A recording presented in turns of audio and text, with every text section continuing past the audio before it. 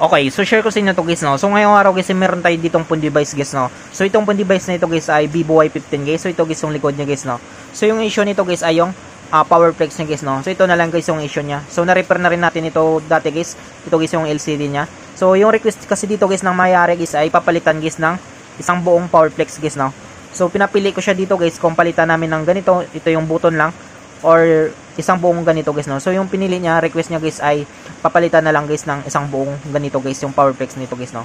Kasi dito guys, banda guys sa ano niya, medyo stock up na rin yan dito, pero working pa naman guys dito guys, no. Pagdating lang talaga dito guys ay masyadong matigas na talaga guys, kaya ito na lang guys yung pinili niya guys, no. So ngayon guys, papakita ko sa inyo guys kung paano natin guys isalpak ito guys sa loob guys, no, or kung paano natin guys install ito guys yung power flex niya guys. So ito pala guys ay Vivo Y11. So pwede rin ito guys sa ano, Vivo Y11 or Vivo Y15 guys, no. Yan.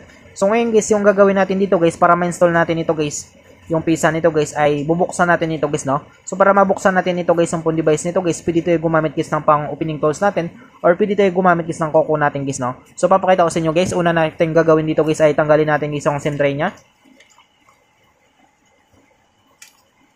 Yan, so tabi lang natin yan. Sunod natin dito guys ay papakita ko sa inyo guys, gamit yung kuko, bubuksan natin gamit yung kuko guys, no. So pwede ko gumamit guys ng pang opening tools nyo guys, no. So sa akin guys, ito lang guys yung prepare ko guys. Yan, so bubuksan na natin.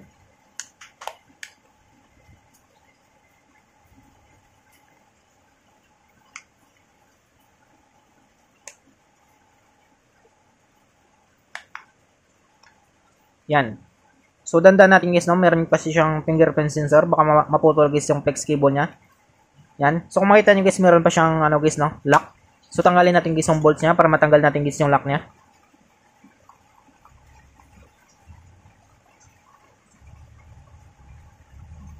Yan. So tabi natin. Sunod natin guys, tanggalin natin guys yung lock niya guys, no. So ito guys yung lock niya. Yan. Tapos tanggalin natin guys yung EPC connector guys ng fingerprint sensor niya guys, no. Or yung tinatawag natin guys na flexible printed circuit nito guys, yung EPC connector nito. Yan. So ito siya guys, no. So ipunin lang natin guys yung mga pisa niya. So tabi lang natin yan. Sunod natin yung nagagawin dito guys para ma-install natin guys yung bagong power flex guys. Tanggalin natin guys lahat guys ng mga bolts ng guys, no.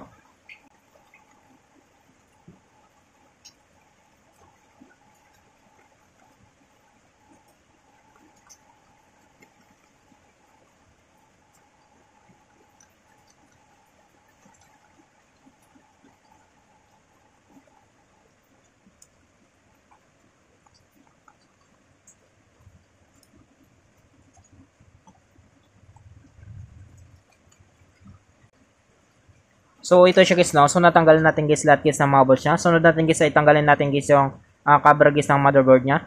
Yan. So tabi natin yan.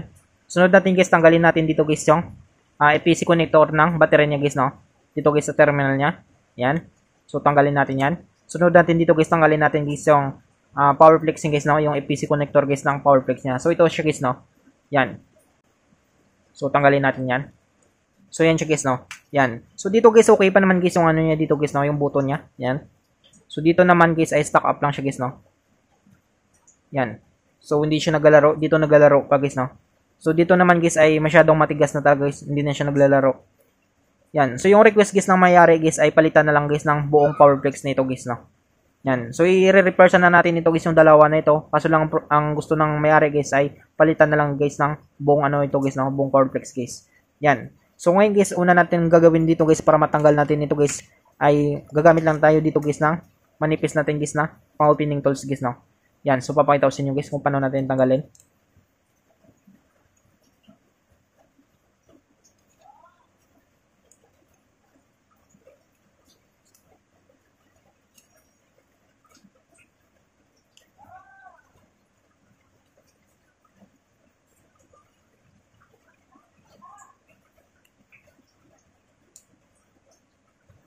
So yan siya guys, no. So natanggal natin guys. So ito guys yung damage yung guys na ano guys, no, power flexing guys. Yan. So ito guys, pwede pa naman ito guys ma-repair guys, no. Or pwede pa ito guys mapakinabangan guys. Yan. So tiyagaan lang talaga. So ngayon guys ay papakita ko sa inyo guys kung paano natin guys install guys yung bagong power flexing guys, no. So ito guys yung bagong power flex niya. So, buksan natin guys.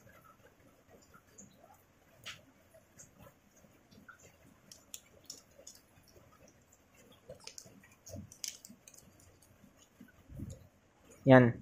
So, ito guys, mayroon pa siyang ano guys, no? Stainless guys.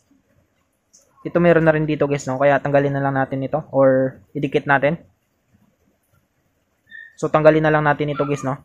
Para hindi na natin guys tanggalin dito guys. Ito, tanggalin natin guys yung stainless na ito.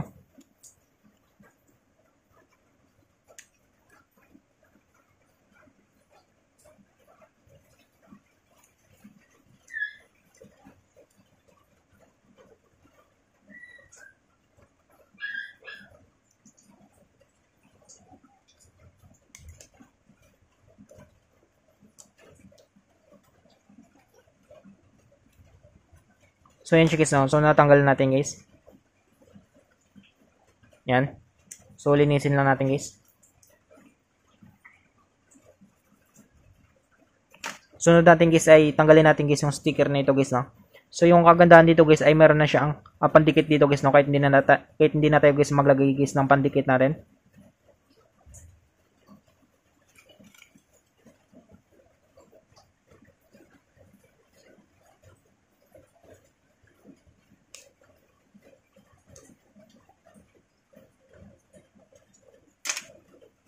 So, ito siya guys, no? Yan. So, meron na siyang extra pandikit guys. So, ngayon guys ay didikit na lang natin.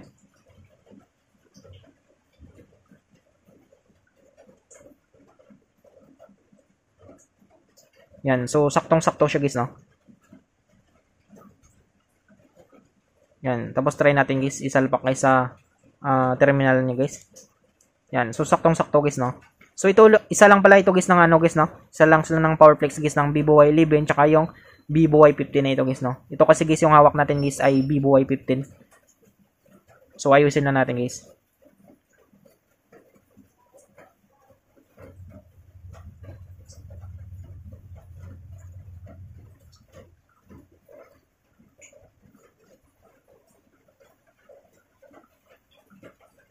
Yan. Tapos, lagay natin guys yung battery guys ng ano niya, PC connector guys ng battery niya.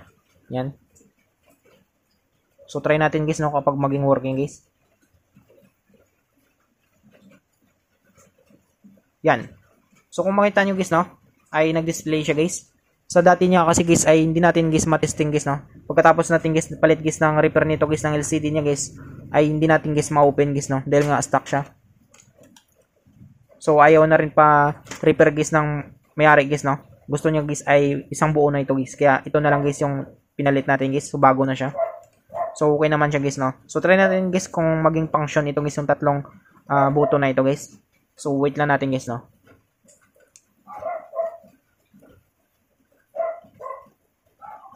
So wait lang natin guys.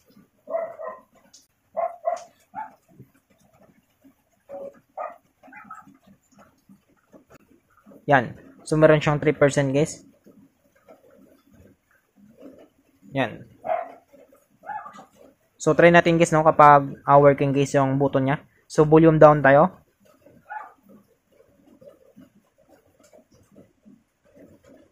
Yan. So, kung makita nyo guys, no, working siya guys. Volume down. Volume down. Tapos, volume up. Try natin volume up guys. Yan. So, working naman siya guys, na kung makita nyo guys. Tapos, yung switch niya. So, try natin switch. Yan. So, working siya guys, no. Yan. So, ganun lang kadali guys, no, kung paano natin guys mapalitan guys yung Powerflex guys kapag sira na guys yung button nyo guys, no. So, I hope guys na makatulong sa inyo itong video tutorial natin guys. Sa mga bago pa lang sa ating channel guys, no, huwag natin guys kalimutan guys i-click guys yung subscribe at yung notification bell button para ma-update ko kayo guys sa susunod natin guys na video tutorial. Thank you guys and God bless sa lahat.